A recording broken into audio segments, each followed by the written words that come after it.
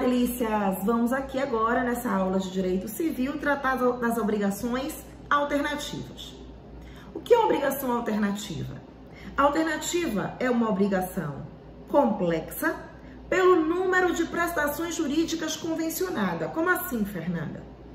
Eu terei no núcleo obrigacional duas ou mais prestações distintas e excludentes entre si, e o cumprimento de qualquer uma delas vai ser suficiente para a satisfação da dívida, para a quitação da dívida. Portanto, o devedor e o credor terão entre si um vínculo jurídico que contratualmente prevê duas ou mais prestações distintas e excludentes entre si. Essas prestações estão dispostas através de uma partícula ou, por exemplo, o devedor se compromete ao credor, João se compromete em relação a Maria, a entrega de um aparelho de fotofilmagem da marca tal, modelo tal, estamos falando de coisa certa, ou de uma conduta de fazer específica, um serviço advocatício, ou ainda o pagamento de um determinado valor. Então, temos aí uma obrigação de dar coisa certa, ou uma obrigação de fazer infungível, ou uma dívida de valor. Nesse caso, o cumprimento de qualquer uma delas, ou uma ou outra, satisfará o interesse do credor. Então, a alternativa é a obrigação em que todas as prestações estão contratadas em caráter principal, não há entre as prestações alternativas nenhuma preferência, uma não prevalece sobre a outra, então não há principal e acessória, nesse caso estou falando de alternativa, mas entre elas há uma excludência. Qualquer uma serve à satisfação do interesse do credor. Então, eu tenho uma ampliação do rol da capacidade de cumprimento por parte do devedor e também, por automático, de satisfação do interesse do credor. O risco de frustração, ele é minimizado, mas ainda assim pode acontecer. Então, vamos aqui analisar o seguinte.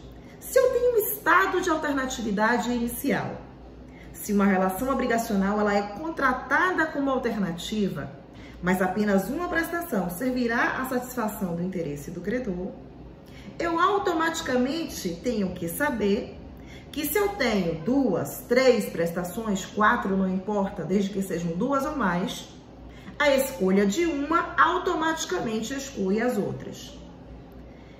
Quem tem o direito de escolher e qual o efeito dessa escolha? Primeiro, o direito de escolha pode até ser do credor, mas será preferencial do devedor. Então, no silêncio do contrato, a presunção é de que o direito de escolha é do devedor, sobre quem pesa o ônus do dever de cumprimento. Se o devedor não escolhe no prazo de 10 dias, automaticamente o direito de escolha passa ao credor. Pode ser do credor também, se o contrato expressamente, desde a origem, tiver essa previsão. Vamos partir da presunção de que o direito de escolha é do devedor e o devedor escolhe e informa a parte contrária. Teremos aí um efeito chamado concentração da dívida, algo que se chama pontuação. O que é isso? A obrigação que estava alternativa, com a escolha cientificada, informada à parte contrária, passa a se tornar uma obrigação simples, porque deixam de ter plurimas prestações e agora eu terei uma prestação única, uma prestação apenas, que pode ser de dar, fazer, não fazer alguma coisa ou até mesmo uma obrigação pecuniária. Resultado: se a escolha for do devedor, o credor terá que acatar qualquer uma das prestações escolhida pelo devedor. Se uma delas se inviabiliza com culpa ou sem culpa do devedor, o credor não terá prejuízo, já que ele teria que acatar aquela que é escolhida pelo devedor. Nesse caso, se uma se inviabiliza completamente por culpa do devedor ou sem culpa do devedor, pode o devedor escolher a prestação restante àquela remanescente ou o equivalente em valor a que se perdeu, mas não há que se falar em perdas e danos. Se, no entanto, todas se frustram, o devedor poderá optar pelo equivalente a qualquer uma das prestações.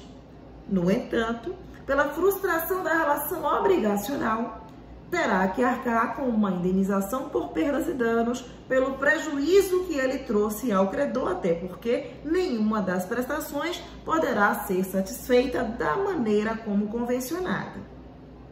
Se a escolha for do credor, nesse caso temos que prestar um pouco mais de atenção. Porque se a escolha é do credor e o devedor a quem compete cumprir inviabiliza uma das prestações, automaticamente o direito de escolha do credor está comprometido.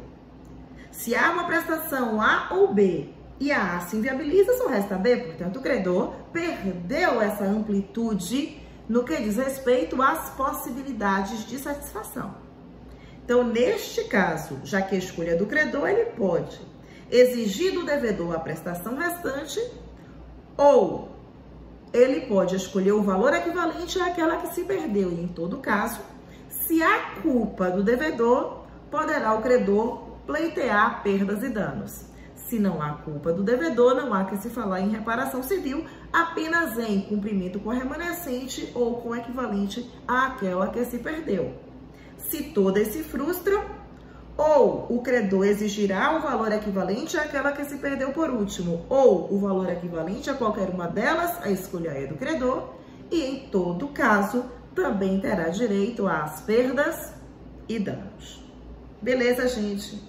Vamos agora prestar atenção aqui nas obrigações facultativas. Vira a página, muda o raciocínio. As obrigações facultativas, elas também têm uma pluralidade de prestações no núcleo obrigacional.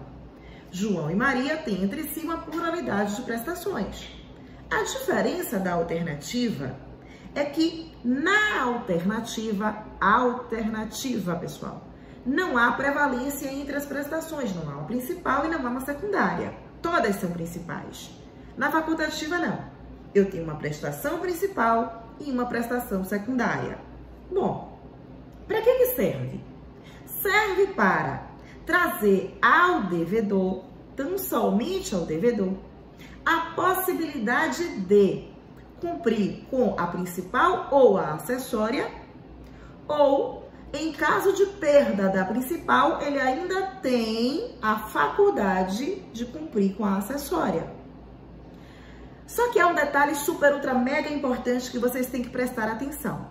A vantagem da facultativa só é para o devedor, ou seja, o devedor, havendo a contratação desta prestação com o credor, tem a vantagem de, possibilidade 1, escolher entre uma principal ou a acessória, ou ele vai poder cumprir com a acessória se a principal se inviabilizar. Entretanto, o credor não tem o poder de exigir do devedor a secundária, a acessória, tão somente a principal.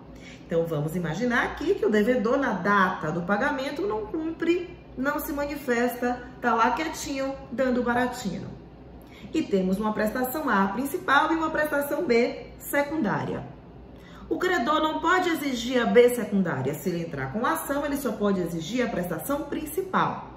Mas se o devedor voluntariamente cumprir, ele pode optar pela principal ou secundária, ou pela secundária se a principal se inviabilizar.